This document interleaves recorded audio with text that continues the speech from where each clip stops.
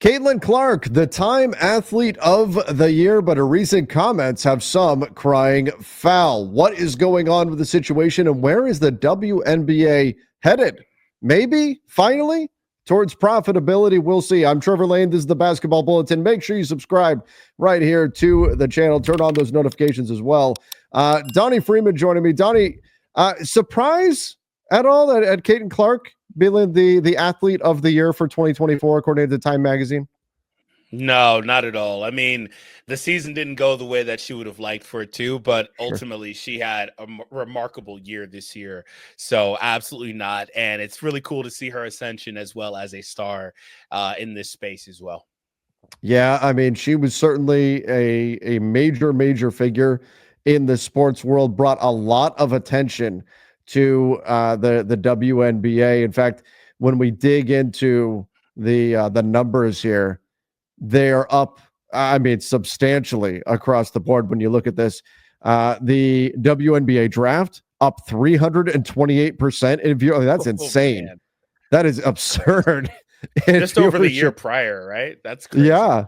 Over the year prior, 302. Yeah, that's not like since the league's inception or something. That's over the previous year, plus 170% up in viewers over the previous season, plus 305% for the WNBA All-Star game. The finals, plus 115%. Like that's impressive in and of itself. And that was a great finals, although maybe marred by controversy with the officiating down the stretch there. And then WNBA countdown up 80% over 2023. So things very much looking up for the WNBA. Is it all just the arrival of Caitlin Clark, or is there more to this? Well, I think that is a sore topic because it's like, we've seen people like Angel throughout the season talk about how it's not just Caitlin, and that's fair, right? I don't think it's only Caitlin at all. I don't think that's the case.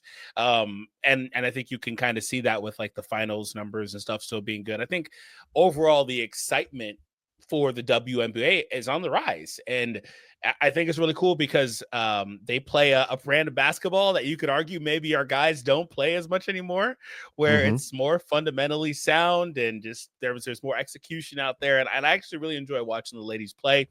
But I don't think it's all Caitlin, but I think she deserves a big slice of the pie, dating all the way back to when she really started to take off in college as well. All right, we'll get into her latest comments that have some people in an uproar right after this. PrizePicks is the #1 independently owned daily fantasy sports platform in North America, but most importantly, it is a ton of fun and super easy to play. All you have to do is make 2 to 6 selections, picking more or less on some of your favorite players around the NBA. If you know ball, you can turn it into cash, and not just basketball, football, soccer, baseball, all kinds of sports you can find on PrizePicks. It's a great way to test your skills. You can turn $10 into $1,000 with just a few taps, and they offer weekly promotions that can lead to big payouts like Taco Tuesday, my favorite. Each Tuesday, PrizePicks discounts select player projections up to 25% to provide even more value.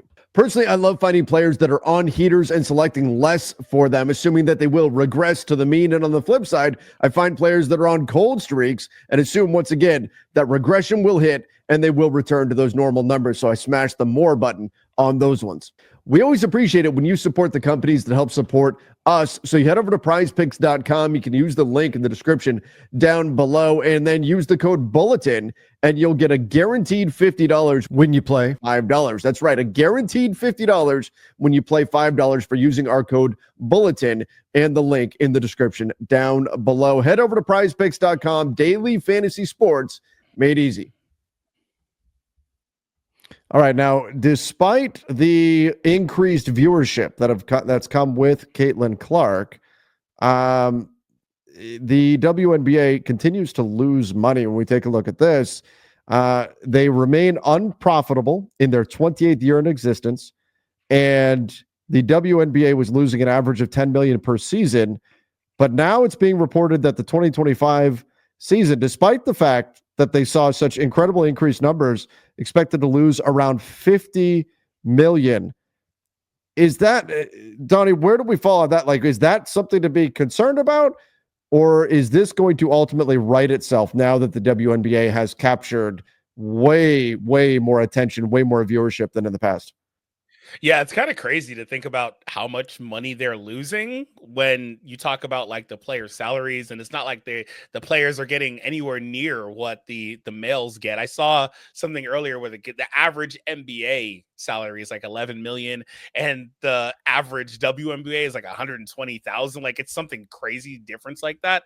So I think that's kind of one of the weird things about it, but I do expect this to the ship to right with this. And I do expect, on the same topic, the salaries to keep going up and up and up, and for this league to ultimately become profitable. I think, when it comes down to it, there are going to be different things that happen with this league that can generate more revenue for it. I think it's still really early, despite it being nearly 30 years old. I guess it's kind of weird to say that, but I think it's still pretty early in the next phase of its evolution and how it's going to be marketed going forward. So I expect this to mostly maybe they'll break even next year, which is saying something because they've basically never done it. So yeah, and that's, again, that is something that, and look, it's taken a while for, even if you look at Major League Soccer in the United States, it's taken a while for that to really gain a foothold and gain traction. And now it's picking up and it's become, a big thing. And you've got big stars that are coming over like Messi.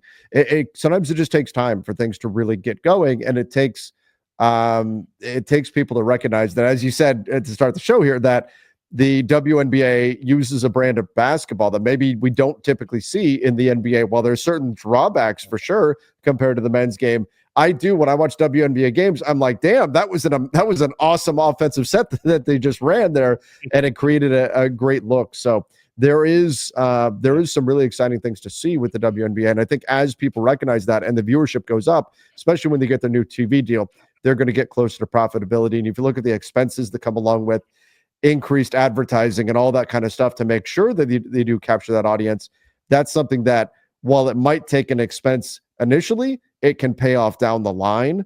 And so I think that's what's happening here. Now, we've been talking about Caitlin Clark's latest comments, though, in the Time Magazine post here. And this is what's got some people saying now they're going to turn away from the WNBA, and now they're not going to watch because that's the way we react to things now, apparently. Said, I want to say I've earned every single thing. And again, this is from the Time Magazine article. But as a white person, there's privilege. A lot of those players in the league that have been really good have been black players. This league has kind of been built on them. The more we can appreciate that, highlight that, talk about that, and then continue to have brands and companies invest in those players that have made this league incredible, I think it's very important. I have to continue to try to change that. The more we can elevate black women, that's going to be a beautiful thing. So, Donnie, there's a lot of people that have responded negatively to this, saying they're not going to watch the WNBA because of these comments. What has people so upset about this? Let's say that, don't venture into the comment section over on any social media platform from this post. That's for sure.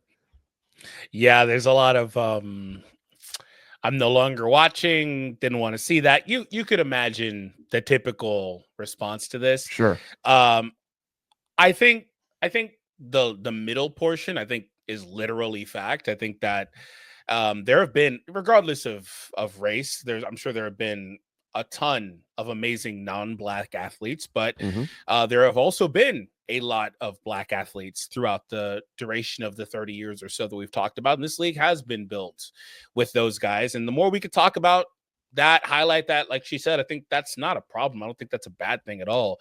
And if they wanted to do that, I think that's perfectly fine. And going forward, they should do that. And I think this is more or less about like how it kind of spirals back into what we talked about, how like, yeah, Caitlin Clark is a huge draw. But it's putting a huge spotlight on the entirety of the league. And so to me, I think that that's all a net positive just in general. So that's the way I view this personally. A rising tide raises all ships, right? So that's certainly something that I think is true when we look at this Caitlin Clark effect. And is she saying something wrong here or something for people to get upset about? She's right. There have been some incredible black players in the league that the league has really built the foundation upon. Has the arrival of Caitlin Clark and Angel Reese and others kind of poured gasoline on that fire? Yeah, but that's still important that you recognize everything that it's taken to build the league up to the point where it is. And I do think profitability is probably not too far away given the increased number of, assuming they can sustain this. I think in general, we look for stuff to be outraged about a lot more now than we used to. At least that's the That's way it a whole other feels. topic. Right? Yeah, That's a whole other people get show mad we at can get into. like everything you post. There's all that one. I hear Keith reference it all the time, but that one tweet where it's the like pancakes. What? Yeah, the pancakes and waffles one. Oh, I don't like pancakes. What do you have against waffles? Well, It's the same thing. It doesn't really matter. It doesn't matter what you say, how you approach it. People are going to get upset about it one way or the other. We've probably already pissed off a couple people just by simply talking about this and maybe not covering it the way they wanted it to. But that's kind of just how it is. You're never going to be able to make everyone happy, and I think people always react. I think more so often they're going to react negatively to a lot of things, and that's kind of what's happened here. I think just the last thing I'll say on that, I think a lot of it is just that first sentence is why, What about privilege? Well, and that's a whole other thing too. Right, that creates a whole other, it's a whole hornet's nest of a topic that a lot of people will get very upset about one way or another. And so you can deal with going down that whole road. And I think you're right. I think that's probably, I would imagine there's people who just read the first sentence and immediately got upset and then started firing off on the old keyboard. That could very well be it. What was getting so many people outraged? Now, I'm wondering though, do you think this will actually have an impact? Like, for all the people saying I'm not going to watch this anymore, do you think this is actually going to have an impact on WNBA viewership? One thing I'll say is, while people oftentimes react that way, and honestly, it doesn't matter what space you're in. I'm big in like gaming and stuff like that. Anytime there's a change people don't like, they always react that way. But one thing I've come to learn is that Twitter or X or whatever platform you want to talk about, a lot of times it winds up being a bit of an echo chamber. And it also is a very small portion of whatever community you're talking about. And so when you talk about the entire fandom of the WNBA, I guess it remains to be seen. But I personally would expect the numbers to just keep getting better. That's what I would expect. Yeah, I don't think this comment and the reaction to it is going to change, say, the amount the WNBA is going to get on their new TV deal. Yeah. I don't think it's going to make that. And part of it too, Donnie, is this: the WNBA regular season doesn't start until May. It's December.